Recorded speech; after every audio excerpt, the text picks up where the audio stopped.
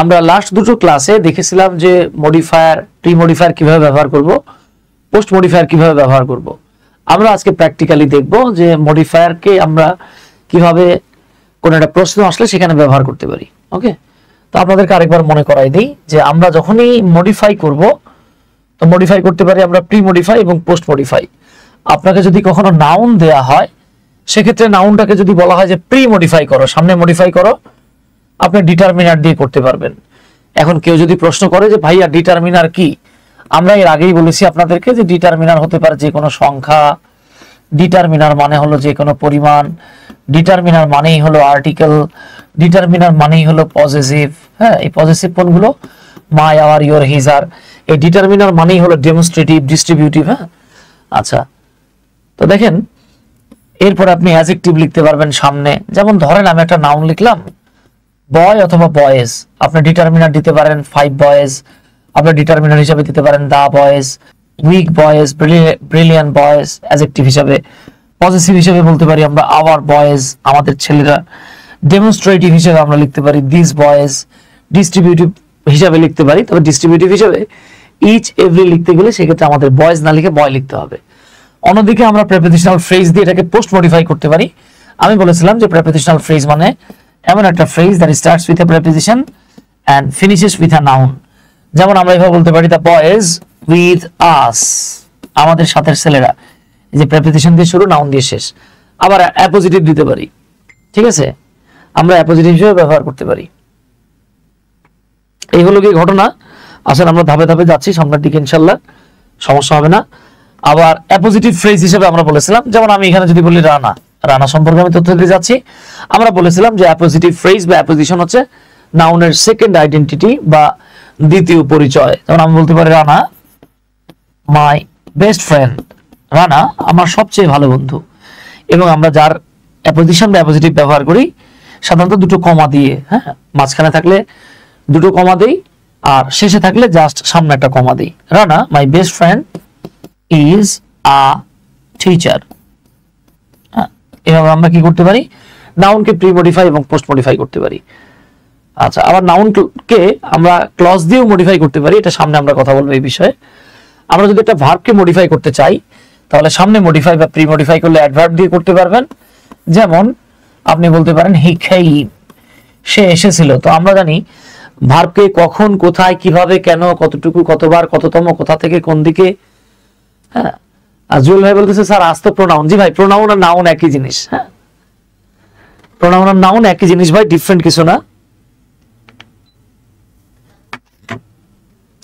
তাহলে দেখেন আমি যদি বলি হি কেম, এই যে ভার্ব, ভার্বকে আপনি সামনে মডিফাই করতে পারেন। প্রশ্ন করতে পারেন কিভাবে এলো, সে এসেছিল। আপনি প্রশ্ন করেন কিভাবে এসেছিল, আমরা বলতে পারি হি স্লোলি কেম। আবার আমি চাইলে স্লোলিটা এখানে বাদ দিয়ে বলতে পারি হি কেম স্লোলি। তার মানে ভার্বকে প্রি মডিফাই করা যায় অ্যাডভার্ব দিয়ে, পোস্ট মডিফাই করা যায় অ্যাডভার্ব বা অ্যাডভার্বিয়াল ফ্রেজ দিয়ে। আরেকটা হচ্ছে কি প্রেজেন্ট পার্টিসিপল। আমরা বলেছিলাম যে একই সাবজেক্ট যদি পর পর দুইটা কাজ করে, যে কাজটা আগে হয় আমরা সেটাকে আইএনজি যুক্ত ভার্ব দিয়ে এক্সপ্রেস করি, তাই না বাবা? মনে আছে তো? তাহলে দেখেন আমি বলতে পারি টেকিং টেকিং আ সিএনজি, একটা সিএনজি নিয়ে হি কেম স্লোলি, অথবা হি কেম হিয়ার, সে এখানে এসেছিল। এই যে দেখেন সে এসেছিল, কিভাবে এসেছিল? একটা সিএনজি নিয়ে। আমরা দেখেন পার্টিসিপল ব্যবহার করতেছি। আরেকটা পারি আমরা ইনফিনিটিভ ফ্রেজ ব্যবহার করতে। আমি বলেছিলাম যে আপনি যদি ভার্বকে কেন দিয়ে প্রশ্ন করেন, উত্তরে যা পাবেন সেটাই হবে ইনফিনিটিভ ফ্রেজ। যেমন আমি যদি বলি হি কেম হিয়ার, সে এখানে এসেছিল। এখন আপনি প্রশ্ন করছেন যে ভাই কেন এসেছিল, আমি বলতে পারি he came here to get or to know the news, সে সংবাদটি জানতে এখানে এসেছিল। আচ্ছা, তারপর আমরা বলেছিলাম যে অ্যাডজেক্টিভকে সাধারণত ইন্টেন্সিফায়ার, ইন্টেন্সিফায়ারকে আবার দুই ভাগে ভাগ করা হয়। আপাতত মাথায় রাখেন যে আপনি যখন অ্যাডজেক্টিভকে কেমন অথবা কতটুকু অথবা কি পরিমাণ দিয়ে প্রশ্ন করবেন, উত্তরে ইন্টেন্সিফায়ার পাবেন। হ্যাঁ, আরো অনেকভাবে আনা যায়, আমি ওইদিকে যাচ্ছি না। স্যার নোটগুলো পোস্ট করেন নাই স্যার, আমি আপনাদেরকে তো এটা দিয়ে দিছি ভাই। আচ্ছা, না পেলে আবার পোস্ট করবো, সমস্যা নাই, ঠিক আছে? আপনারা যদি না পেয়ে থাকেন আবার পোস্ট করবো, সমস্যা নাই। আরেকটা হলো অ্যাডজেক্টিভকে আপনি যদি কেমন দিয়ে প্রশ্ন করেন অ্যাডভার্ব পাবেন। হ্যাঁ, মূলত এই ইন্টেন্সিফায়ার নিজেও এক রকমের অ্যাডভার্ব। আপনি যদি বলেন শি ইজ ক্ষয়, এই ক্ষয় মানে হলো লাজুক, সে লাজুক। এবার আপনি প্রশ্ন করলেন যে ভাই এই যে অ্যাডজেক্টিভটা এটা একটু ইন্টেন্সিফাই করেন। ইন্টেন্সড মানে হলো তীব্র, তীব্র করেন। সে লাজুক, কেমন লাজুক? আমি বলতে পারি ভ্যারি কয়। এটাই হলো আমাদের অ্যাডভার্ব, এটাই হলো ইন্টেন্সিফায়ার। তাহলে আসেন আমরা এবার একটু প্রশ্ন উত্তরে চলে যাই। এই যে আমরা এখানে একটা প্যাসেজ দেখতে পাচ্ছি, আমি প্রথমে একটা সহজ প্যাসেজ নিয়েছি যাতে করে আপনাদের এটা বুঝতে এবং আমার বুঝাতেও সহজ হয়।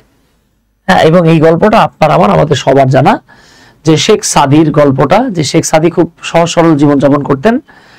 তো একবার তাকে যখন রাজ দরবারে ডেকে পাঠানো হলো, আপনারা মনে হয় এই গল্পটা সবাই জানেন, না? তারপর আমি একটু বলি।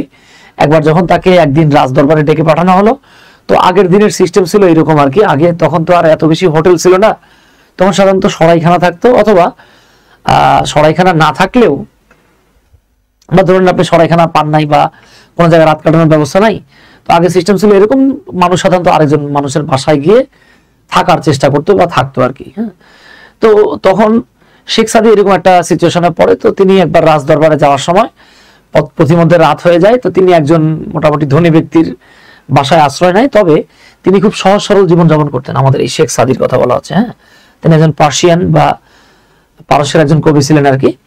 তো তার এই সহজ সরল বা নর্মাল ড্রেস দেখে সেই লোক তাকে খুব বেশি দাম দেয় নাই। হ্যাঁ, তাকে খুব ভালোভাবে এন্টারটেইন করে নাই, খাবার দাবারও দেয় নাই। তো শেখ সাদি খুব কষ্ট পান, আপনারা জানেন যে শেখ সাদি মনে খুব কষ্ট পান। তো উনি যখন রাজদরবার থেকে ফিরে আসেন, তখন রাজা, আমি যেভাবে গল্পটা শুনেছি আর কি, তাকে বেশ কিছু দামি কাপড় চোপড় গিফট করেন। বা এবার তিনি খুব দামি কাপড় পরে সেম বাসায় সে আবারও কি করে আশ্রয় নেয়। বাট এইবার তার পোশাক আশাক গুলো খুব ভালো হয়। আপনারা জানেন গল্পটা, যে ওই ভদ্রলোক তাকে খুব ভালো ভালো খাবার দাবার দেয়, তার সাথে খুব ভালো আচরণ করে। বাট শেখ সাদি যখন খেতে বসেন, তখন তিনি খাবারগুলো মুখে না দিয়ে একটু করে করে পকেটে ঢোকাইতে শুরু করেন। তো তখন চাকর বাকর এবং মালিক খুব অবাক হয়ে যায়, কিরে উনি খাবার না খেয়ে পকেটে রাখছেন কেন? তখন তাকে যখন জিজ্ঞেস করা হয় যে আপনি এই কাজ কেন করছেন, তখন আপনারা জানেন যে শেখ সাদি রিপ্লাই দেয় যে আসলে আমি না, আমার এই পোশাকেই খাবারগুলো ডিজার্ভ করে। কারণ লাস্ট টাইম আমি যখন আপনার এখানে এসেছিলাম, আমার পোশাক আশাক খারাপ ছিল বলে, আমার পোশাক গুলো খুব ভালো ছিল না বা দামি ছিল না বলে আপনারা আমাকে একটুও দাম দেন নাই, খেতে দেন নাই। তো এতে তারা লজ্জা পেয়ে যায় এবং শেখ সাদির কাছে সরি বলে। এই গল্পটা আমরা সবাই জানি। হ্যাঁ, তো এখন দেখেন এখানে বলা হচ্ছে রিড দ্য ফলোইং টেক্সট, নিচের টেক্সটটা পড়ুন, and use modifiers, এবং মডিফায়ার ব্যবহার করো as directed in the brackets, ব্র্যাকেটে যেভাবে আপনাকে ডিরেক্টেড অথবা ডাইরেক্টেড করা হচ্ছে, বলা হচ্ছে। তো দেখেন আমরা যখন মডিফায়ারের এই গ্যাপগুলো দেখব, আমরা যে জিনিসটা মাথায় রাখবো, আমরা এই যে দেখেন আমাদের যেই ব্র্যাকেটটা দেয়া আছে, ব্র্যাকেটটা ছাড়া আমরা টেক্সটটাকে প্রথমে পড়ে নেব। তাহলে আমরা দেখতে পাচ্ছি শেখ সাদি was very simple in his ways of life, জীবনে চলার পথে শেখ সাদি খুব সহজ সরল ছিলেন, অথবা শেখ সাদি খুব সহজ সরল জীবনযাপন করতেন। এখানে বাক্যটা শেষ করে দিতে পারি। এইবার আমাদের কাছে চাওয়া হইতেছে অ্যাপোজিটিভ বা অ্যাপোজিশন। আমি বলেছিলাম আপনাদেরকে অ্যাপোজিটিভ অথবা অ্যাপোজিশন। এই অ্যাপোজিটিভ বললে সাধারণত পরে একটা ফ্রেজ থাকে। অ্যাপোজিশন হলো নাউনের দ্বিতীয় পরিচয়। হ্যাঁ, নাউনের দ্বিতীয় পরিচয় সাধারণত যেটা কমা দ্বারা পৃথক করা থাকে। আচ্ছা, তাহলে দেখেন আমরা শেখ সাদির পরিচয় দেব। এখন ধরেন উনি কি পার্সিয়ান মানে ইরানিয়ান কবি, নাকি উনি কে ছিল আপনি জানেন না। আমি বলছি যখন এইভাবে না জানা থাকবে, আপনি লিখবেন আ ওয়েল নোন পারসন অথবা আ ফিলোসোফার। অবশ্য সাহিত্যিকরা ফিলোসোফার হয়, দার্শনিক টাইপেরই হয়। না জানলে বলবেন আ গ্রেট ম্যান, অথবা বলতে পারেন আ ওয়েল নোন ফিগার, একটা পরিচিত মুখ, অথবা আ ফেমাস পয়েট। হ্যাঁ, আপনি যা জানেন। হ্যাঁ, তবে ভুল লেখা যাবে না। হ্যাঁ, কমা কিন্তু দেখেন এই সামনেও দেয়া আছে, পেছনেও দেয়া আছে, সো আমার আর কমা দিতে হইতেছে না।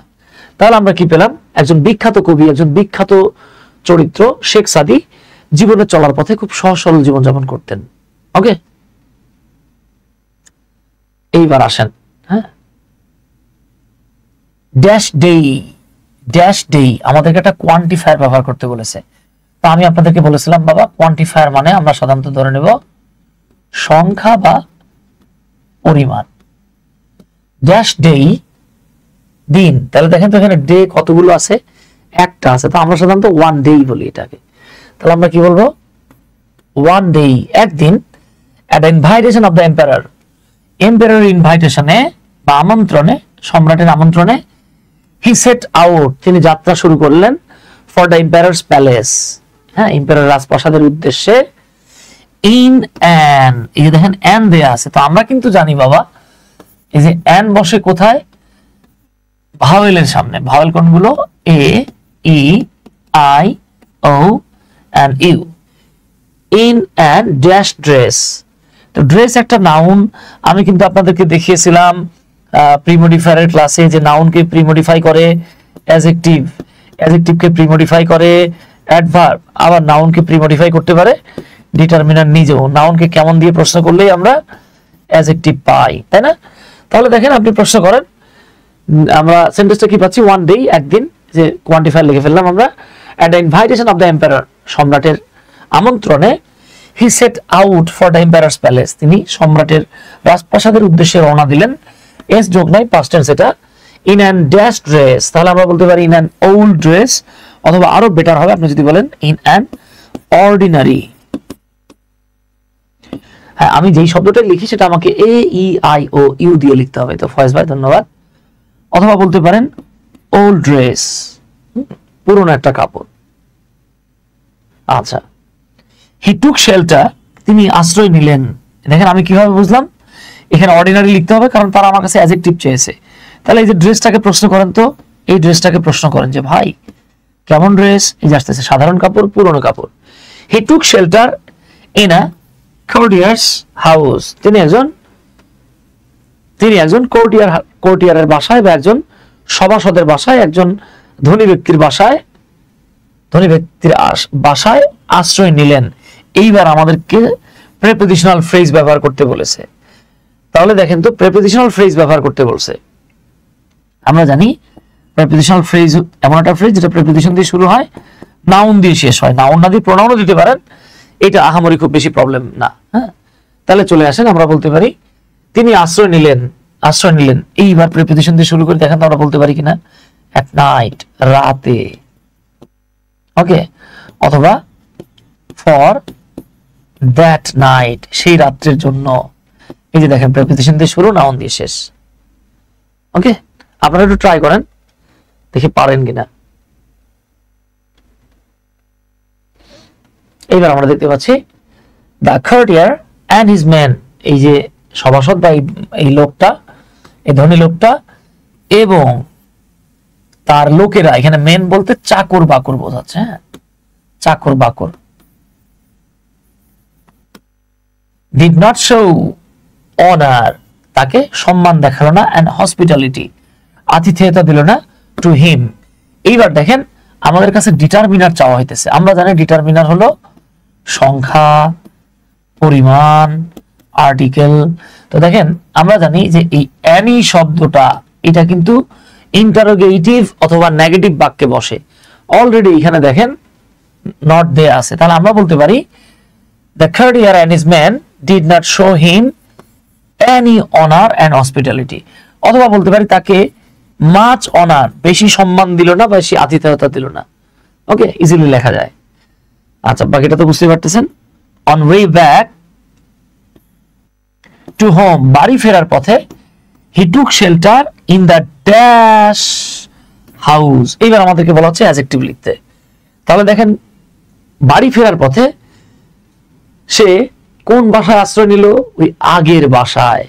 তাহলে আমরা বলতে পারি ইন দ্য প্রিভিয়াস হাউস, অথবা ইন দ্য সেম হাউস। তাহলে সে সেম বাসায় আশ্রয় নিল, তাই না? বুঝা যাচ্ছে তো বাবা? একটু কমেন্ট করেন তো। এই ফয়েজ ভাই লিখছেন সেম, থ্যাংক ইউ ফয়েজ ভাই। আচ্ছা, ইনশাল্লাহ আমরা পারবো। এইবার চলে আসি, দেখেন ড্যাশ টাইম। এইবার দেখেন he put on gorgeous dress. এখন আমাদের কাছে ধন্যবাদ শহীদ ভাই, মামুন কাজী ভাই। আচ্ছা দেখেন আমাদেরকে ডেমনস্ট্রেটিভ লিখতে বলছে, তো আমাদের কিন্তু জানা আছে বাবা। হ্যাঁ, আপনাদেরকে আরেকবার মনে করাই দেই। হ্যাঁ, আরেকবার আপনাদেরকে ডেমনস্ট্রেটিভের বিষয়টা মনে করাই দেই। আই হোপ ভুলে যান নাই। হ্যাঁ, ইনশাআল্লাহ।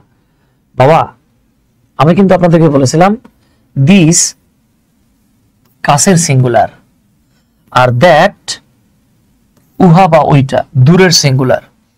তাহলে দেখেন আমাদের এখানে কিন্তু টাইমস নাই, দেয়া আছে টাইম। তাহলে আমরা কি পাচ্ছি দেখেন, এই যে চলে আসছি আমরা ড্যাশ টাইম। তাহলে আমরা এখানে লিখবো দিস টাইম। এখন অনেকেই বলতে পারেন স্যার বা ভাইয়া, হ্যাঁ এটা তো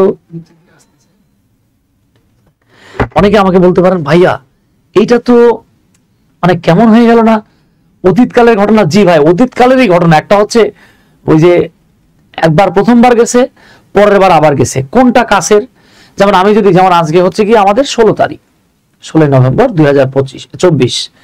এখন আমি যদি আপনাকে বলি, যেমন ফয়েজ ভাইরে বললাম যে ভাই আমি 10 তারিখে আপনার বাসায় গিয়েছিলাম, আমি 12 তারিখে আপনার বাসায় গিয়েছিলাম, 16 তারিখ থেকে কাছে কোনটা? তাহলে কাছের সিঙ্গুলার হলে কি হয়? দিস হয়। আমরা দ্যাট লিখবো না, দ্যাট টাইম হলে যে দূরের সময়টা বোঝাবে, দুটোর মধ্যে কম্পেয়ার করলে কাছেরটাকে দিস লিখতে হয়, দিস টাইম। এইবার he put on gorgeous dress, এবার সে গর্জিয়াস ড্রেস পরলো। নাও, এখন অনেকে বলবে যে স্যার নাও দিয়ে তো প্রেজেন্ট টেন্স বোঝায়, কেন এটা আমরা লিখলাম? মাথায় রাখবেন অতীতকালে যদি দুটো ঘটনা বোঝায়, কাছের অতীত যেটা সেটা বোঝানোর জন্য আমরা নাও ব্যবহার করতে পারি। ওকে, নাও এবার দ্য কার্ডিয়ার রিসিভড হিম। এইবার ওই যে ওই ধনী লোক বা রাজসভায় কাজ করেন যিনি, কোর্টে কাজ করেন যিনি, এই লোক তাকে রিসিভ করলো। এইবার আমাদেরকে বলা হচ্ছে অ্যাডভার্ব ব্যবহার করো। তাহলে আমরা কিন্তু জানি ভার্বকে কিভাবে দিয়ে প্রশ্ন করলেই, কখন কোথায় কিভাবে দিয়ে প্রশ্ন করলেই অ্যাডভার্ব পাওয়া যায়। এইবার কোর্টিয়ার যে লোকটা, তিনি তাকে কিভাবে রিসিভ করলো? কর্ডিয়ালি। তো মাশাআল্লাহ ফয়েজ ভাই, থ্যাংক ইউ। আমরা বলতে পারি এইবার তাকে কর্ডিয়ালি, অথবা বলতে পারি আর্নেস্টলি। আর্নেস্টলি তাকে রিসিভ করলো, অ্যান্ড এন্টারটেইন হিম, এবং এবার তাকে এন্টারটেইন করলো উইথ রিচ ফুডস, বিভিন্ন ধরনের দামি দামি বা ভালো মানের খাবার দিয়ে। আচ্ছা, এইবার আসেন নাও। এবার সাদি began to put the food in his pocket. আচ্ছা, এখানে আমার না, আমি যে সোর্স থেকে তুলেছি সেখানে প্রবলেম আছে। এটা হবে ইনটু হিজ পকেট, কারণ আমরা জানি যে যখন কোনো কিছু বাহির থেকে ভেতরে প্রবেশ করানো হয় তখন হয় ইনটু, আর ভেতর থেকে বাইরে গেলে আউট অফ। ওকে, যদিও কেউ যদি রুমে প্রবেশ করে, প্রবেশ অর্থে এন্টার, এন্টার মানে প্রবেশ করা, এরপরে আবার কিন্তু আপনি চাইলেও ইনটু লিখতে পারবেন না, কারণ এন্টার মানেই বাহির থেকে ভেতরে প্রবেশ করা। আবার যদি ইনটু লেখেন বাহুল্য দোষ হবে। তবে একটা লোক যদি কোনো শেয়ারে, কোনো একটা গ্রুপে অথবা কোনো কিছুতে যদি জয়েন করে, সেই অর্থে এন্টার হলে আবার ইনটু বসে। তবে কোনো রুমে বা কোনো কিছুর ভিতরে প্রবেশ করা বোঝাতে গেলে আমরা এন্টারের পরে ইনটু লিখি না।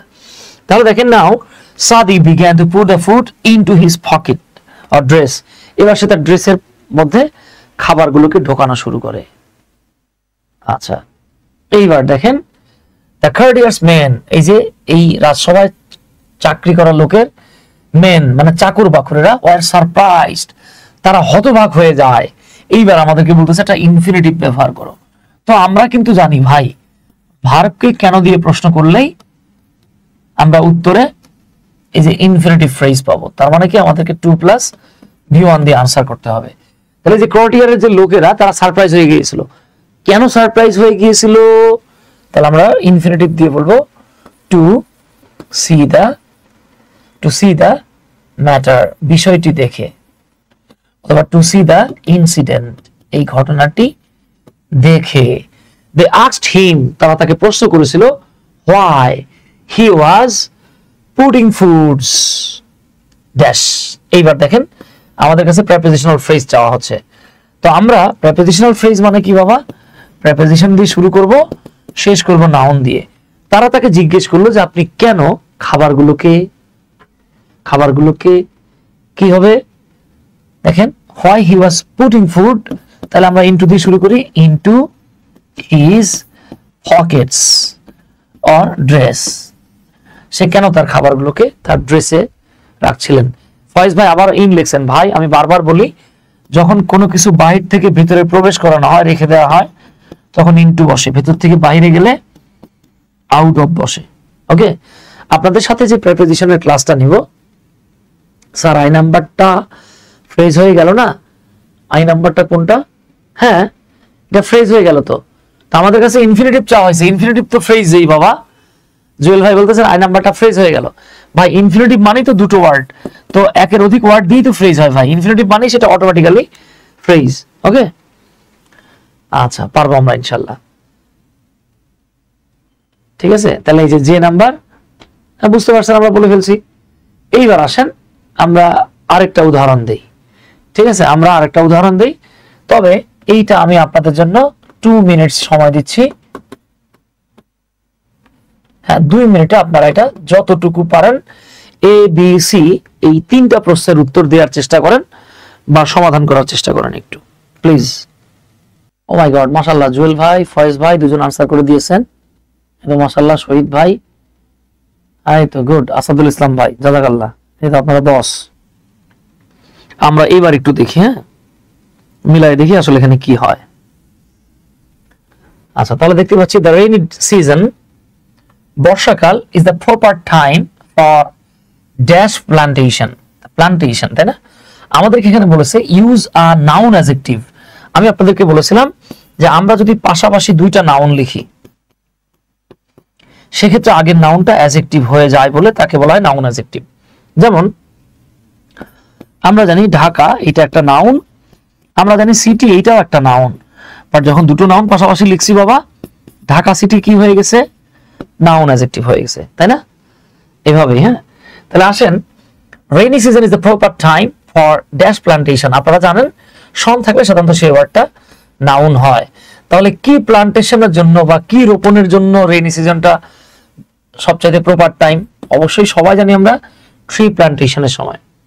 ইট ইজ দ্য টাইম, এটা হলো এমন একটা সময় when, যখন, গ্যাপ বাদ দিয়ে আমরা পড়ি, environment is the most suitable one, পরিবেশটা সবচাইতে সুইটেবল থাকে for the dash growth of trees, গাছের ড্যাশ গ্রোথের জন্য। তাহলে বাবা আমরা এখানে বুঝতে পারতেছি এনভায়রনমেন্ট, আমরা জানি যে জিনিসটাকে ধরা ছোঁয়া দেখা যায় না, এগুলোকে আমরা 1 2 3 4 এভাবে গুনতে পারি না। ঠিক আছে, যেটাকে ধরা ছোঁয়া গুনা যায়, মানে ধরা ছোঁয়া যায় না সেটাকে আমরা গুনিও না, বা ধরা যায় ছোঁয়া যায় গুনা হয় না, এরকম জিনিসগুলোকে পূর্বে আমরা এ এবং এন লিখতে পারি না। তাহলে দেখেন যে এনভায়রনমেন্টের পূর্বে এ এন লিখতে পারছি না, তাহলে আমরা লিখবো কি ভাই? আমরা লিখবো দা। তাহলে আমরা কি পাচ্ছি দেখেন, ইট ইজ দ্য টাইম, এটা হচ্ছে সেই সময় when, যখন the environment is the most suitable one, যখন পরিবেশটা সবচাইতে সুইটেবল থাকে ফর দ্য ড্যাশ গ্রোথ। এই যে গ্রোথ এই শব্দটা একটা নাউন, কিভাবে বুঝলাম? যে বলে দেয়া আছে, এই নাউনটাকে আমরা প্রিমোডিফাই করব কি দিয়ে? অ্যাডজেক্টিভ দিয়ে। তাহলে বৃদ্ধি, গাছের বৃদ্ধির জন্য। তাহলে আমরা প্রশ্ন করি, তো আমরা কিন্তু জানি যে নাউনকে যদি আমি বলে আসছি গত ক্লাসগুলোতে, কেমন দিয়ে কোশ্চেন করলেই সামনে আপনি পেয়ে যাবেন অ্যাডজেক্টিভ। তাহলে প্রশ্ন করেন তো কেমন গ্রোথ, আমরা বলতে পারি গুড গ্রোথ, আমরা বলতে পারি নাইস গ্রোথ, আমরা আরো ভালো হবে যদি বলি প্রপার গ্রোথ। ওকে, এটা মাশাআল্লাহ, ধন্যবাদ, ধরে ফেলছেন। তাহলে আর বিষয়টা কি আসলো? ইট ইজ দ্য টাইম, এটা হলো এমন একটা সময়, most suitable one for the proper growth of trees, গাছ লাগানোর সবচাইতে সুইটেবল সময়। এইবার আসেন, এরপর আরেকটা অংশ দেয়া আছে, তাহলে এটা আমরা সবাই একটু মিলেমিশে ট্রাই করার চেষ্টা করি। স্যার কোশ্চেনে আবার মাঝে মাঝে ইনফিনিটিভ ফ্রেজ আলাদাভাবে চাই কেন? জুয়েল ভাই কখনো কখনো ইনফিনিটিভ লেখার পরে ফ্রেজ লেখে, কখনো লেখে না, ওই জিনিস একটাই ভাই। হ্যাঁ আচ্ছা, তাহলে দেখেন, we should plant trees according to dash suitability with the soil, মাটির সাথে উপযুক্ততা অনুযায়ী আমাদের গাছ লাগানো উচিত। তাহলে উই শুড প্ল্যান্ট ট্রিজ, এখানে পজিটিভ চেয়েছে, কাদের লাগানো উচিত? এই যে আমরা বলে দিতে পারি hour, we should plant trees according to our suitability with the soil. Okay, there are dash fallow lands. এই fallow মানে হলো বাবা পতিত, lands মানে কি? জমি। around us, আমাদের চারিপাশে পতিত জমি রয়েছে। এই যে দেখেন, এবার ডিটারমিনার চাওয়া হইতেছে বা কোয়ান্টিফায়ার। আমরা জানি কিন্তু কোয়ান্টিফায়ার মানে হলো ভাই সংখ্যা অথবা পরিমাণ, আর ডিটারমিনার তো সংখ্যা পরিমাণ আর্টিকেল। তাহলে আমরা কি বলতে পারি? এখানে দেখেন, there are dash fallow lands around us, আমাদের চারিদিকে অসংখ্য বলতে পারি। তাহলে অসংখ্য বলতে পারি আমরা বলতে পারি ম্যানি, অথবা আ লট অফ, অথবা নিউমেরাস। নিউমেরাস মানে অসংখ্য। হ্যাঁ, এই যে দেখেন এস যুক্ত আছে কিন্তু প্লুরাল, ঠিক আছে? এই যে মাশাআল্লাহ, ধন্যবাদ ফজলে রাব্বি।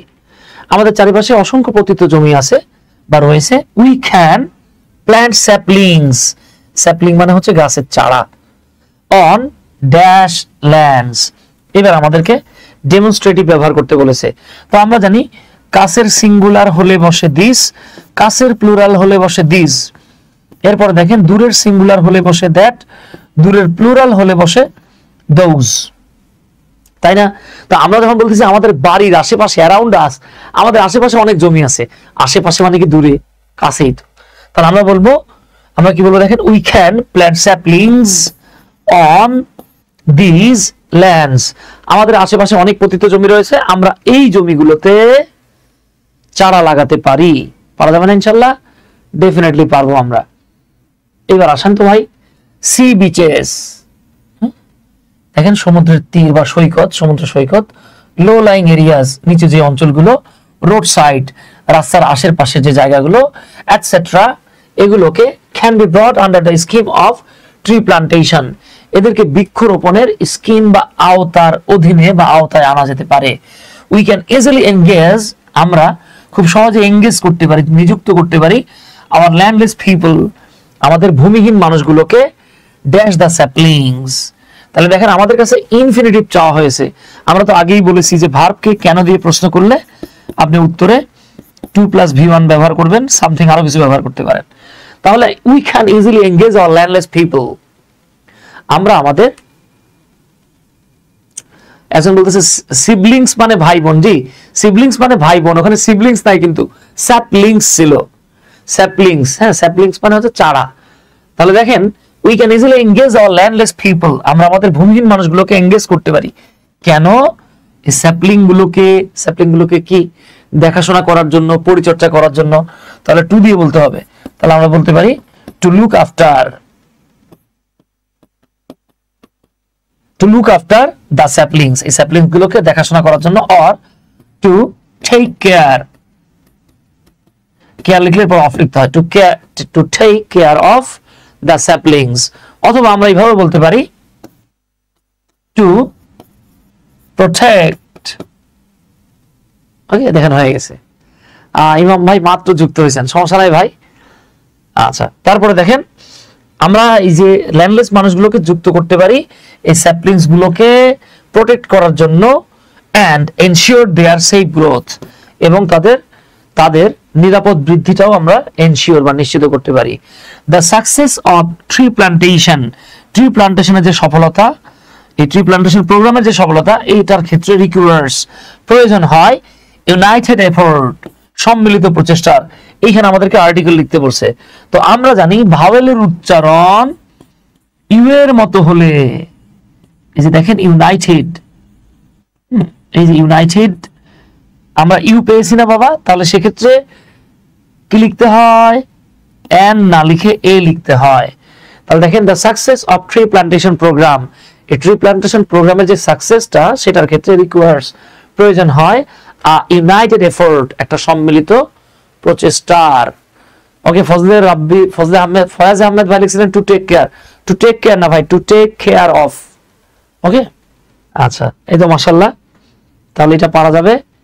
এইবার আসেন, the government, Sarkar, the NGOs, NGO মানে নন গভর্নমেন্ট অর্গানাইজেশন, হ্যাঁ, বেসরকারি প্রতিষ্ঠান, এন্ড দ্য এডুকেটেড, আমরা এডুকেটেড বলি, educated section of the society, তার মানে সরকার বেসরকারি প্রতিষ্ঠান এবং সমাজের শিক্ষিত লোকদের শুড ওয়ার্ক, কাজ করা উচিত, ইন দিস রিগার্ড। এই ইন দিস রিগার্ড মানে হলো এ বিষয়ে। তাহলে দেখেন বাংলাটা কি আসতেছে, সরকার, বেসরকারি প্রতিষ্ঠান এবং সমাজের শিক্ষিত লোকদের এ বিষয়ে কাজ করা উচিত।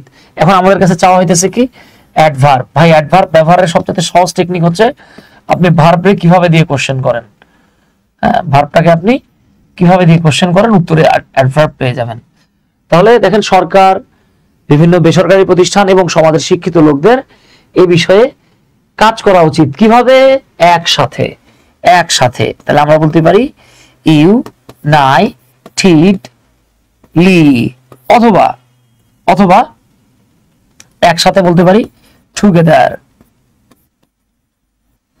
ওকে, অথবা বলতে পারি আন্তরিকতার সাথে, তাহলে আর্নেস্টলি, হ্যাঁ, অথবা সিনসিয়ারলি, যে কোনো একটা বলা যায়। দেখেন দেখছেন, মাশাআল্লাহ হয়ে যাচ্ছে। এবার দেখেন everybody should come forward spontaneously, সবার স্বতঃস্ফূর্তভাবে এগিয়ে আসা উচিত, টু কন্ট্রিবিউট, অবদান রাখতে, টু ড্যাশ নোবেল ক্যাম্পেইন, এই মহৎ উদ্যোগে সবাইকে স্বতঃস্ফূর্তভাবে এগিয়ে আসা উচিত। চাওয়া হয়েছে ডেমনস্ট্রেটিভ।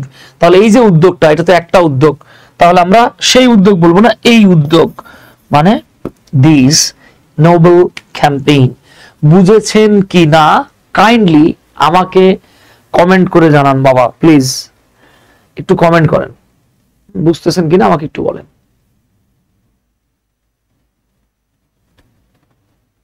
এই তো মাশাআল্লাহ, থ্যাংক ইউ ভেরি মাচ। হ্যাঁ, বোঝা যাইতেছে, আমাদের প্রবলেম হবে না ইনশাআল্লাহ। So this is the last one for today. এটা হলো আমাদের আজকে লাস্ট প্র্যাকটিসের অংশ।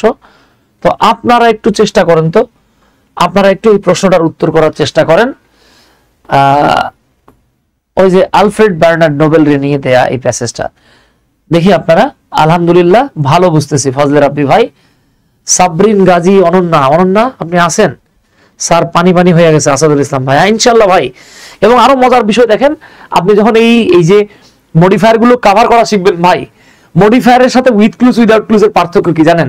উইথ ক্লুজ এবং উইদাউট ক্লুজে বলে না এখানে কি দিতে হবে, মডিফায়ারে বলে দেয়। আপনি যদি গুনে গুনে, হ্যাঁ, আপনি যদি গুনে গুনে 30 থেকে 50টা মডিফায়ার শেষ করতে পারেন, তাহলে ইনশাআল্লাহ আপনি দেখবেন আপনার অধিকাংশ উইথ ক্লুজ উইদাউট ক্লুজ আপনার কভার হয়ে গেছে ইনশাআল্লাহ। হ্যাঁ, তাহলে আমাদের ভাই বোনেরা এটা একটু চেষ্টা করেন। অনন্যা, অসীন আছে নাকি আমাদের সাথে? অনন্যা, অসীন, হ্যাঁ, দুই বোন চেষ্টা করবেন, সাথে যেই ভাই বোনেরা আছেন তারাও ট্রাই করেন। হ্যাঁ, আসাদুল ভাইয়ের কথাটা ভালো লাগছে যে স্যার পানি পানি হয়ে গেছে। তাহলে আমরা দেখতে পাচ্ছি the Nobel prize is the world most dash prize. এই নোবেল প্রাইজটা পৃথিবীর সবচেয়ে, তো আমরা জানি এ দেখেন মোস্ট প্রাইজ, তাহলে কি মোস্ট বিউটিফুল প্রাইজ বলতে পারেন, মোস্ট সিগনিফিকেন্ট বলতে পারেন, মোস্ট ইম্পর্টেন্ট বলতে পারেন, মোস্ট প্রেস্টিজিয়াস বলতে পারেন। প্রেস্টিজিয়াস মানে হলো সবচেয়ে সম্মানজনক। তাহলে আমরা বলতে পারি the Nobel prize is the world's most prestigious or significant or famous whatever যেটাই বলেন প্রাইজ, পৃথিবীর একটা বড় বা সম্মানজনক প্রাইজ। তারপরে আমরা কি বলতে পারি দেখেন, it has been given since 1901, এটাকে 1901 সাল থেকে দেয়া হয়, 1901 সাল থেকে এটা দেয়া হচ্ছে। ইট ইজ গিভেন ড্যাশ ফিল্ড, এইবার আমাদেরকে প্রি মডিফাই করতে বলতেছে, এটাকে ড্যাশ ফিল্ড, কয়েকটা ফিল্ডে, মোট 5 আর 1, 5 আর 1 বুঝতে পারছেন তো, 6, মোট 6টা ফিল্ডে। তাহলে আমরা বলতে পারি it is given in 6 field, 6টা ক্ষেত্রে নোবেল পিস প্রাইজ দেয়া হয়। অথবা বলতে পারেন ইন সেভারাল,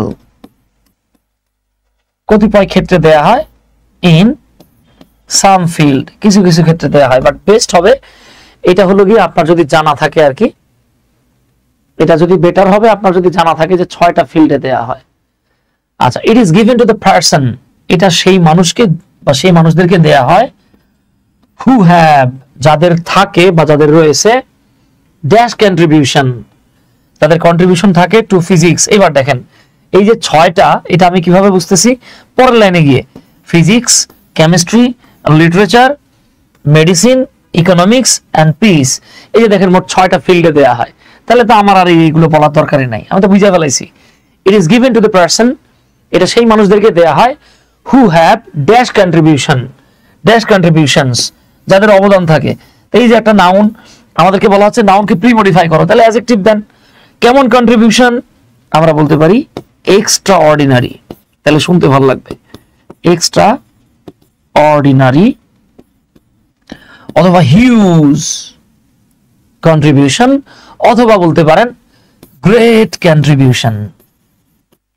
যাদের ফিজিক্স, কেমিস্ট্রি, লিটারেচার অর্থাৎ পদার্থবিদ্যা, রসায়নবিদ্যা, সাহিত্য, চিকিৎসা, অর্থনীতি এবং শান্তিতে যাদের যাদের অত্যন্ত গ্রেটেস্ট অবদান বা কন্ট্রিবিউশন থাকে, ব্যাপক অবদান থাকে বা অসাধারণ অবদান থাকে,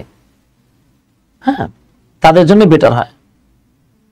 স্যার 9:30 ভালো হয়, বাট 9:30 আগে আদার সাবজেক্ট গুলো পড়া শেষ হয় না। আচ্ছা ঠিক আছে, আচ্ছা ওকে, তাহলে আমি চেষ্টা করবো 9:30 থেকে নেক্সট আপনাদের ক্লাসগুলো নিতে, যাতে করে অন্তত আমরা 11:30 পরে আর আমাদের যেতে না হয়। ঠিক আছে, কারণ আমাদের অনেক সময় 12টা 2, 3, 4, 5ও বেজে গেছে শুরু থেকে ক্লাসগুলোতে। তাহলে যাক, আলহামদুলিল্লাহ আমরা এতটুকু বুঝতে পারলাম। এইবার আসেন পরের জায়গাটাতে আমরা একটু দেখি। আলফ্রেড বার্নার্ড নোবেল, এই যে Alfred Bernard Nobel instituted the prize. Instituted মানে এটা সূচনা করেছিলেন বা উনি এটা তৈরি করেছিলেন। তাহলে কি আসতেছে?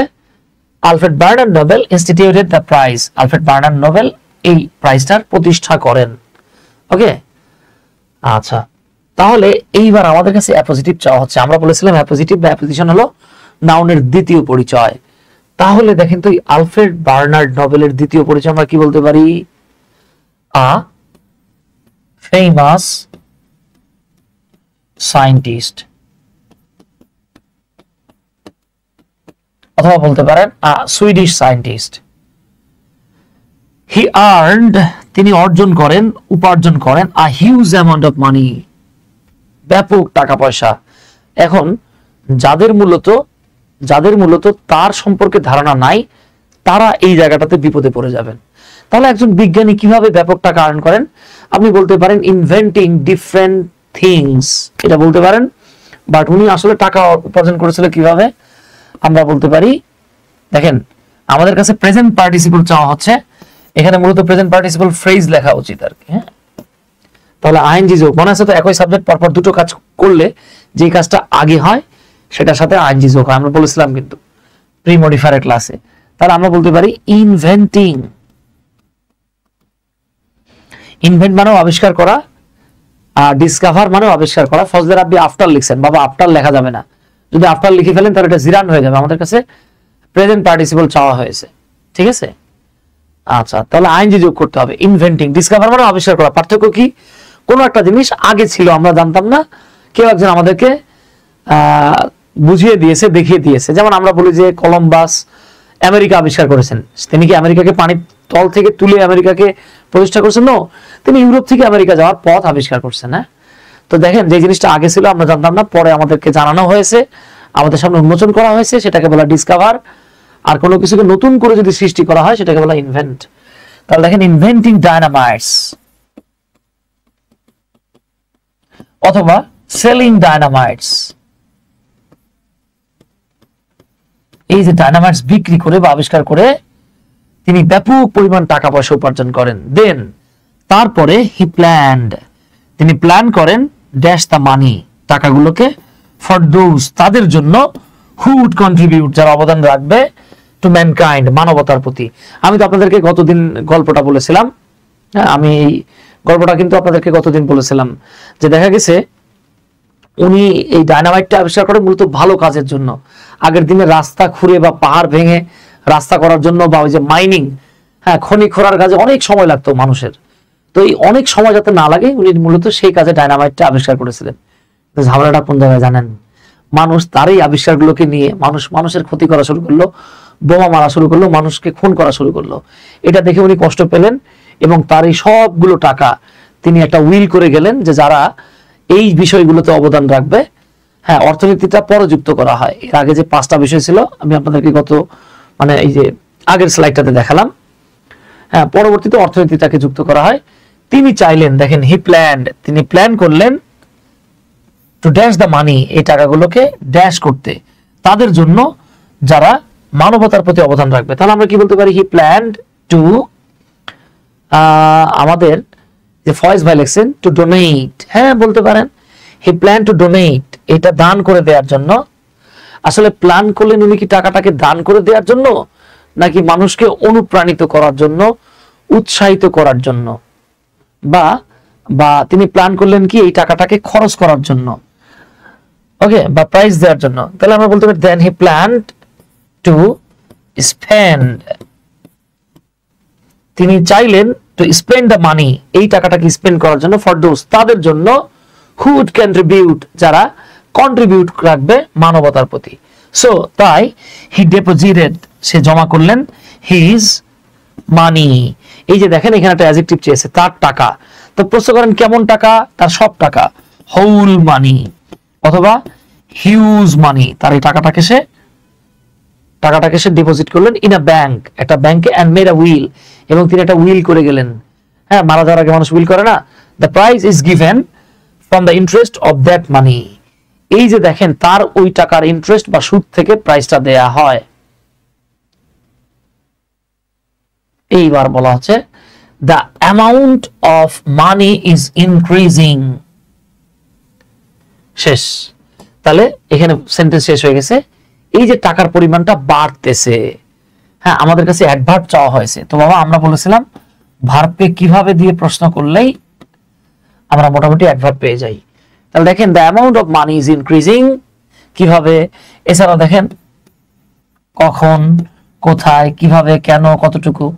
তাহলে আমরা বলতে পারি এই যে মানিটা বাড়তেছে, অ্যামাউন্টটা কখন, কোথায়, কিভাবে, প্রশ্ন করেন কিভাবে বাড়তেছে, হিউজলি, ব্যাপকভাবে, হ্যাঁ ব্যাপকভাবে, অথবা কিভাবে বাড়তেছে, দিনে দিনে, ডেই বাই ডেই।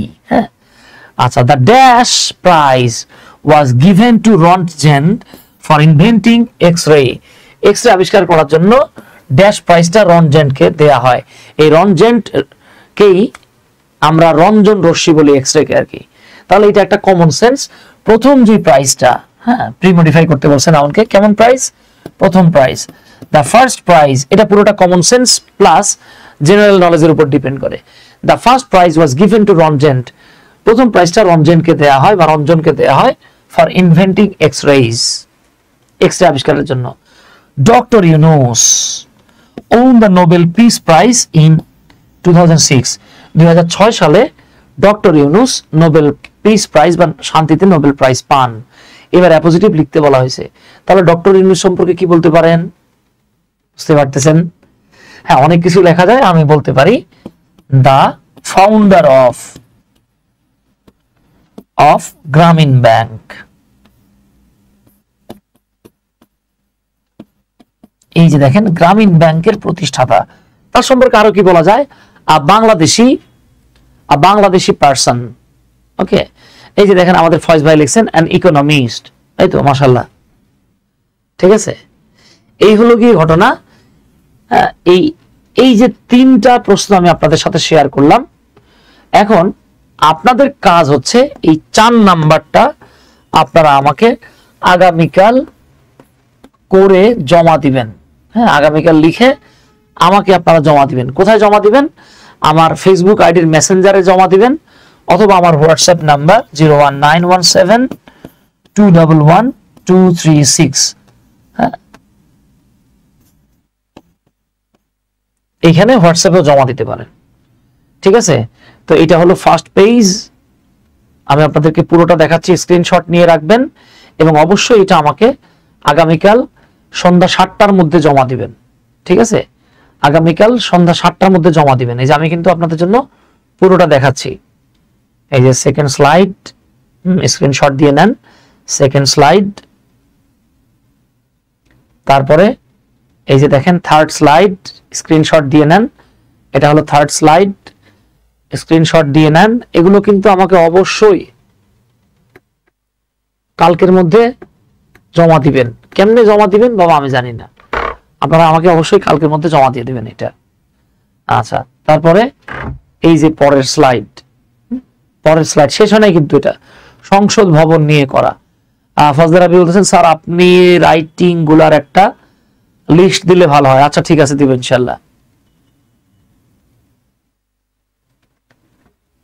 ওকে, এই যে আমাদের সংসদ ভবন নিয়ে যে প্যাসেজটা বা টেক্সটটা এটা এখানে শেষ হয়ে গেছে। ঠিক আছে বাবা, তাহলে আপনারা কেমনে দিবেন জানি না, আমাকে অবশ্যই অবশ্যই আগামীকাল সন্ধ্যা 7:30টার মধ্যে, হ্যাঁ সন্ধ্যা 7:30টার মধ্যে আপনারা আমার ইনবক্সে এটা পাঠিয়ে দিবেন, সেটা আমার মেসেঞ্জার ইনবক্সে অথবা আমার হোয়াটসঅ্যাপে আপনারা দিয়ে দিবেন। এটা হলো আপনাদের হোমওয়ার্ক। যদি না দেন তাহলে খবর আছে কিন্তু, হ্যাঁ এটা আপনারা অবশ্যই অবশ্যই আমাকে জমা দিয়ে দিবেন। Okay, so that's all for today. আজকের জন্য এতটুকুই থাকলো। আপনাদের কোনো ছোট ভাই বোন যারা 2025-এ ইন্টারমিডিয়েট এক্সাম দিবে অথবা যারা 2026-এ ইন্টারমিডিয়েট এক্সাম দিবে, এমন কোনো ভাই বোন থাকলে আমাদের সাথে যুক্ত করে দিতে পারেন। আসসালামু আলাইকুম, আদাব, আল্লাহ হাফেজ, টাটা।